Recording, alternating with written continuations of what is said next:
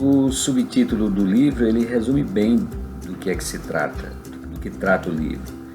É a história secular de uma família sertaneja ao longo do século XX e começo do século XXI. História essa que está, de certa forma, entrelaçada com os acontecimentos históricos do mundo, do Brasil, do Ceará, e especificamente de uma comunidade sertaneja chamada Mangabeira, que fica lá no centro-sul do estado do Ceará. Então o livro é ao mesmo tempo biográfico e memorialístico. É biográfico porque cada um dos componentes da família é, em certo ponto, biografado. A sua trajetória pessoal é contada de uma forma cronológica e sempre associando essa trajetória de vida ao que está acontecendo ao seu redor. Ou seja, as secas, os ciclos políticos, a Segunda Guerra Mundial, as mudanças econômicas que aconteceram, o processo de urbanização, das pessoas saindo da área rural para a área urbana. Então existe no livro uma preocupação informativa de situar toda a história que está sendo contada no seu tempo histórico e também no seu lugar geográfico. Aliás, é importante dizer que os cenários onde a história se desenrola, ou as histórias se desenrolam, são abrangentes. Vai desde a zona rural da cidade de Lavras da Mangabeira, especificamente o distrito de Mangabeira, mas também passa pelas cidades de Cedro, de Vaz Alegre, de Crato, de Juazeiro, de Fortaleza, de São Paulo, até de Bananeiras na Paraíba. Então de certa forma é bem abrangente. Agora o lado memorialístico, nós falamos agora do lado biográfico, mas tem também um lado memorialístico, né? Se dá porque eu estou tratando ou biografando ou traçando uma narrativa de pessoas do meu círculo familiar, que eu conheci e conheço muito bem, por quem eu tenho também muito afeto. Então, nesse sentido, a narrativa dos acontecimentos, ela é temperada pela memória afetiva e a memória evocativa, de quem viu de perto uma parte daquela realidade e que a está iluminando com olhos ternos, olhos compreensivos, buscando uma universalidade, não ficar somente digamos assim, no contexto familiar direto, mas buscando nestes uma universalidade. Aliás, na primeira página do livro tem uma frase que foi uma inspiração e que dá, de certa forma, o tom do livro, que é do grande escritor inglês Chesterton. Ele disse uma frase muito interessante: o grande poeta existe para mostrar ao homem pequeno como ele é grande. Então, foi uma frase que inspirou, de certa forma, o livro. E no texto nós tratamos das histórias exatamente de pessoas simples, mas sempre buscando trazer toda essa riqueza de humanidade, de universalidade delas.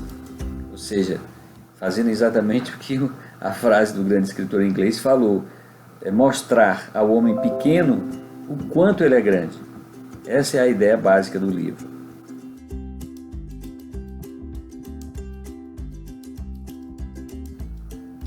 Embora o livro trate de vários personagens, na verdade o fio condutor do livro está basicamente na biografia de uma família de 7 pessoas. Os pais, o casal Pedro e Glória, um casal que se casou em 1915, ano de seca, por sinal, né? A famosa seca do 15. Então é esse casal e os seus 5 filhos. Desses 5 filhos, somente uma filha hoje é viva, que é a Socorro Oliveira. Hoje tem 90 anos. Esse ano de 2020 está completando 90 anos. Então no livro eu me detenho sobre a história de vida de cada um desses personagens.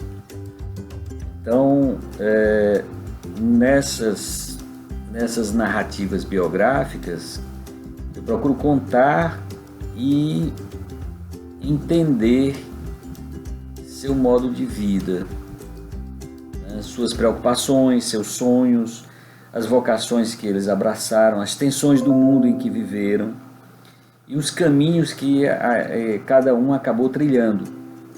Ou seja, é um panorama humano interessante, né? Com começo, com meio e fim, e sempre contextualizado com o momento histórico.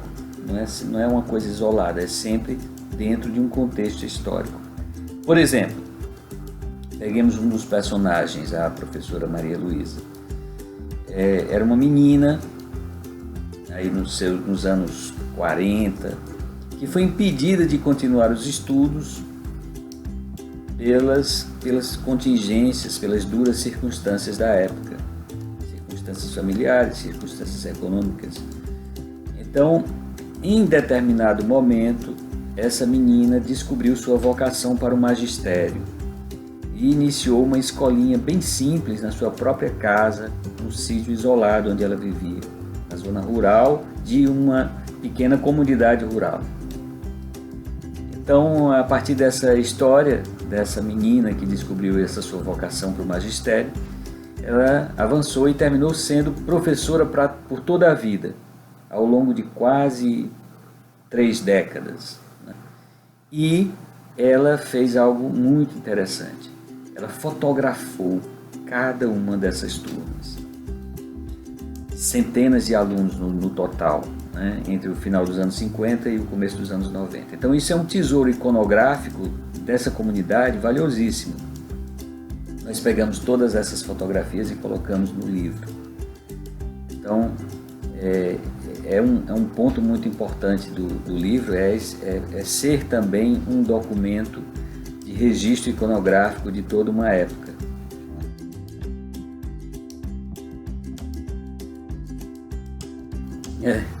É verdade. Eu gosto muito dessas digressões historiográficas, mas assim, elas são sempre relacionadas com a narrativa. Então, por exemplo, o casal biografado, o casal patriarca e sua família, no ano de 1932 moravam em Cedro. Eles tinham saído da zona rural, do sítio, e foram morar em Cedro. 32 foi um ano de seca terrível. Então é impossível falar que estava acontecendo no momento com aquele casal e sua família, sem falar do contexto histórico da seca de 1932.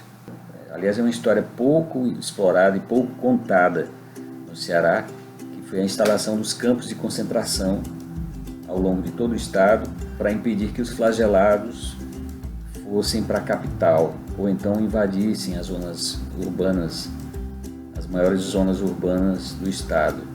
Imagine que eles moravam em Cedro, imagina que a poucos quilômetros de Cedro havia o campo de Cariús. Não era pouca gente que estava concentrada nesse campo de Cariús, eram dezenas de milhares de pessoas, quase 30 mil pessoas. E nessa época morreu muita gente, muita gente. Era uma verdadeira prisão, né? Eles saíam só para trabalhar nas áreas de trabalho, fazendo açudes, fazendo obras, enfim. E muita gente morreu. Então, para entender o medo e entender a dificuldade da família que foi biografada, nós temos que conhecer aquela circunstância histórica. Né? Daí a necessidade de contar o que estava acontecendo à sua volta, o momento histórico. Então, sempre que possível, sempre que preciso, eu faço isso. Eu amplio o foco narrativo, eu saio daquele personalismo em cima daquelas pessoas e passo a mostrar o panorama histórico.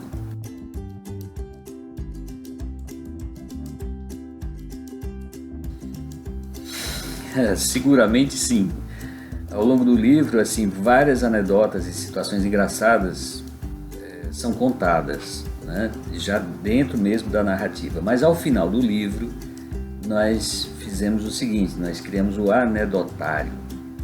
Era um volume tão grande de anedotas e situações engraçadas que nós reservamos um espaço só para elas, no formato de pequenas crônicas.